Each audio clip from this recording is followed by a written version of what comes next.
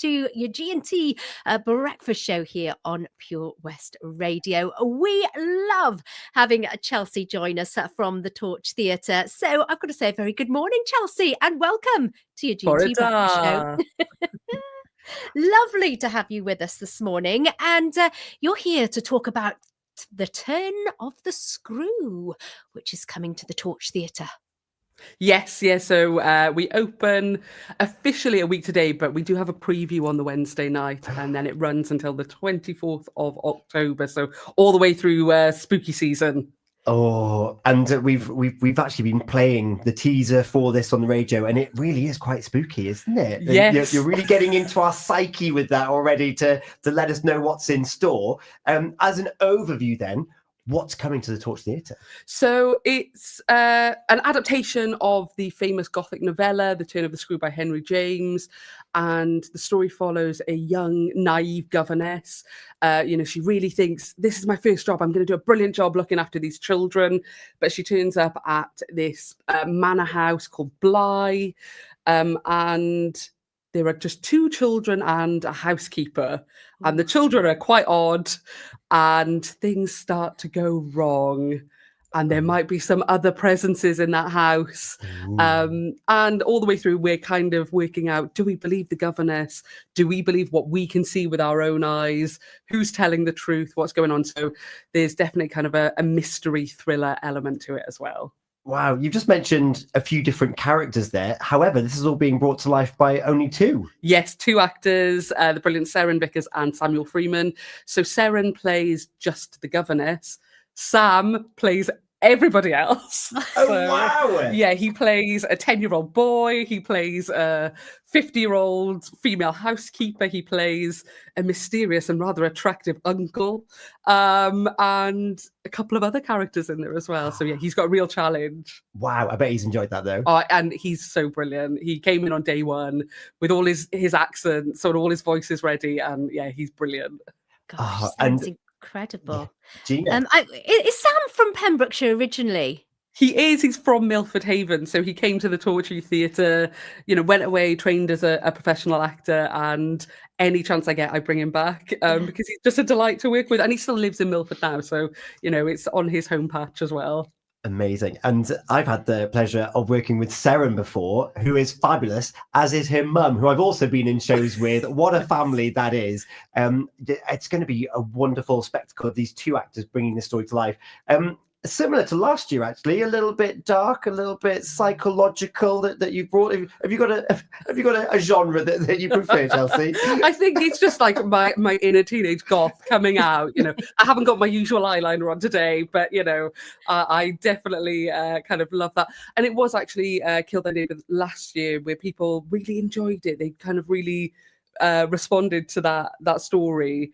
And that's kind of what started planting the seeds in my mind for, maybe I want to do a ghost story this year. So yeah, they are a little bit linked, but I promise I do some jolly things sometimes. Kill Thy Neighbour was fantastic. I remember just being sat there and towards the end. And the other thing you came on to talk about that was the magnificent set.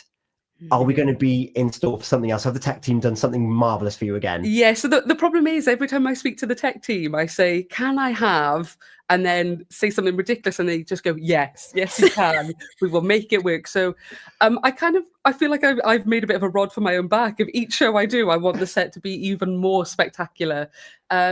This one is a lot more abstract, so we're really taking those Gothic architecture ideas, but it's huge. The set is huge. There'll be rain. There's a lake, which will be on the stage. So yeah, they were putting down the pond liner last night to flood the orchestra pit at the front of the stage. So yeah, I'm hoping there won't be a splash zone, but who knows? Bring your poncho. Yes, yeah, bring your poncho. Make sure you got your hair, your hair net on just to make sure. We're kind of always looking to give a bit of spectacle. It's a proper main stage show. I want to I want people to come in and feel really transported to a different world. Oh, it's going to be immersive with all those elements that's going around you. Gina, there might be Yeah. something else in the air. Well, yeah, I'm just thinking, I hope they've got plenty of smoke fluid, because I am feeling the darkness of this and the smoke and oh my goodness me. Is there a lot of smoke? There will be, yes. Yeah, we've got a couple of different types of smoke machine ready to go. Some low mist, some high mist. It's all going to be going on. Our lighting designer, Katie Morrison, that was her first request. How many smoke machines can I have? And we always want to oblige. Wow. And so it's part ghost story, part psychological thriller. Do we need to be on the edge of our seats, Gina? Gina need to bring a cushion? Oh, I think so. At moments, I have to say, it's really funny in places. It's got that very kind of Victorian wit. So there are moments where it's really, really funny and really enjoyable. But absolutely, yes, it is a ghost story. There are some moments where, yeah, your popcorn might go flying. So yeah, do be aware. Do be aware of that. You'll need a camera on the audience to find those moments. What's been without giving too much away, what's been some of your favourite moments of A, the show itself, and B, finding that moment in the rehearsal room? Oh gosh. So there's a really, really, really fun scene early on where the governess goes to meet the uncle of the children, who's the one who kind of sends her off, and he's quite seductive, and kind of working with our intimacy director in the rehearsal room to find those moments has been really fun.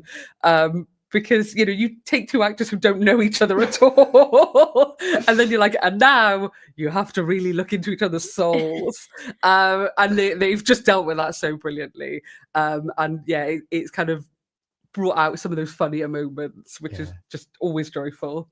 I imagine as a director and as a team, it's kind of you cast these people essentially individually, and then you thrust them together. It's like, this could be make or break now for the chemistry of this whole show and how it needs to work. Yes. I always say it's my least favourite job is doing the casting, because I audition loads of people when I am thinking about a show, because I want to make sure I get the right people, but everyone that I saw could have done a brilliant job. It just would have been a different version. I've worked with Sam a couple of times before, so I know Sam. Seren and I have never done a full production together. We've worked on smaller projects together, but I've known Seren for about 10 years, so I was pretty certain that the two of them would come together and work brilliantly. And they're both just so specific as actors. They come into the room, they know exactly what they're doing. Nice. And they really care about giving the audience like a really good experience. So they really suit each other in terms of their the way that they like to work. So it's been a real pleasure. Oh, that's so cool. And even though it's only two of them, this is a full-length show. Yes, yeah. So kind of full length with an interval in the middle, because there's a lot of story to get through. It's set over 7 days. So it's kind of within the governess's diary, the 7 days that these events unravel. But yes, I've picked a very particular moment to put an interval in where we might need a little break to recover. We're going to be on the edge of our seats. I cannot wait. And Gina there touched on Sam and the local link. Of course, we've got the lighting, we've got the design. Yes. You've also got an underscore. There's music to this as well. Yeah. So we've been working with two really, really brilliant composers, Jack Beddis and Tom Sinnott, who are both Pembrokeshire born and bred, brilliant professional musicians. They are world class. So it's an absolute honour to have them as part of the team. And every now and then my phone will ping and I'll get a new WhatsApp with like a little soundtrack from Jack that I'll kind of listen to with my headphones. But I heard them in the theatre for the first time last night. They are incredible. Tom and Jack are just so clever. Like I'm absolutely blown away by what they've done. Oh, it's so good. Regular names on the Pembrokeshire Music Show with BB Scone on a Sunday evening. Now you say it out loud. I cannot wait. All these elements, they're only a week away. Gina, just a week away. Well, I was going to say, so Chelsey, remind us what the show is, where the show is, what the dates are, and how we can get our tickets. So the show is The Turn of the Screw at the Torch Theatre, and we open on the 8th of October and run all the way until the 24th of October. And tickets are available each night from £18, and you can get them by either visiting our website, which is torchtheatre.co.uk, or speaking to our lovely box office team, who are always willing to help. And always fabulous. And in fact, you've got a British Sign Language performance and an accessibility table there as well for different people. Yes, yeah. So the BSL performance is on Tuesday the 14th. We also have some post-show talks. So one is on Saturday the 18th, and then also the following Tuesday. So we've got a couple of different guest speakers. All the information is on our website about who's doing those talks. And then each night, there's an access table. So things that might help people engage with the show in a different way. So close-up pictures of the set, easy read, documents of the plot, and some things like ear defenders and fidget toys for people who might find those useful. Amazing. It's a week today. You need to get back to rehearsal. I really do, yes. Chelsey, thank you so much for battling through the traffic and coming and tell us all about it. Gina, I'm so excited. It's going to be incredible. Wishing you all the very, very best. And Chelsey, we always pose the question just before you go, what song would you like to hear this morning? Oh, I'd love a little bit of Fleetwood Mac, The Chain, please. That's a little bit spooky. A little bit, isn't it? Thank you so much, Chelsey. And pass on our break leg to all the cast and crew ahead of a busy week before you open those doors. Ooh, the screw of the Torch Theatre. It's coming up to 20 minutes past 9 o'clock here on your G&T Breakfast Show on Pure West Radio. Trip Tease Thursdays, sponsored by the